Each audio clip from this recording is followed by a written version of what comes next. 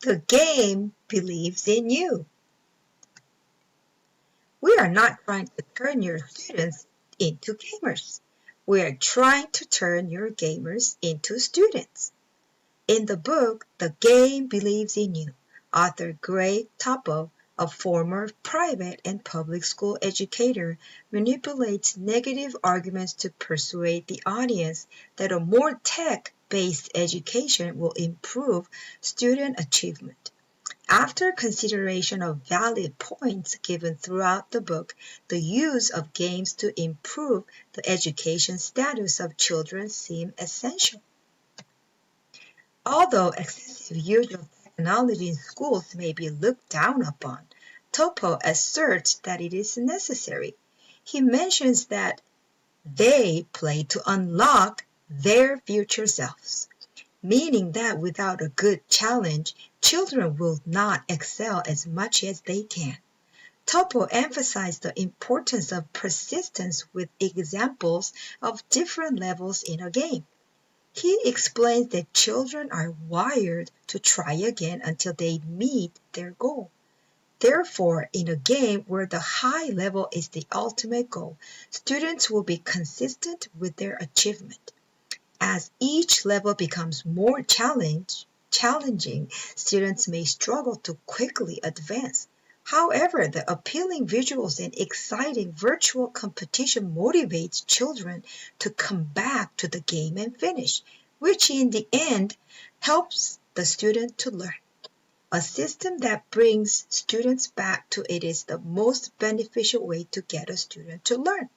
An unwilling student has poor results in achievement. With this in mind, Topo writes that it requires players to act, to give it to their best shot, to assess that went wrong and come back next time with a better plan. If all of the above are put into use, students will create strategies that cater to the way they learn the best. Even though people say not to judge a book by its cover, it is a habit. At first glance, the book did not seem appealing due to its outer expression that screams, games are the only way to go. However, after taking a closer look at what the author had to say to support game use in schools, I became more open-minded to the idea. It made me excited to incorporate the use of fun ways to keep my class on task and willingly involved in classwork. As technology seemed to be taking over this generation of students, applying it in a classroom environment wouldn't hurt.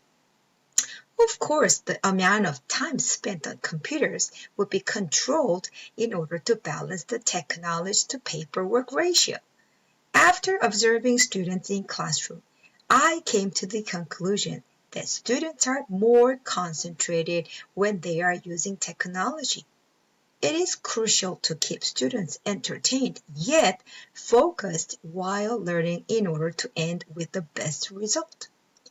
As children are becoming more tech savvy, it is important to be up to date with their lifestyles so that as teachers, we can adjust to the new ways that children learn. Thanks to Greg Topol, I have a lot more activities in mind to share with my students. In the end, the game Believe in You was persuasive enough to change my perspective on game users in classroom. Although Topper could have used more counter-arguments to support his assertion, his final argument overpowered the idea that were against games.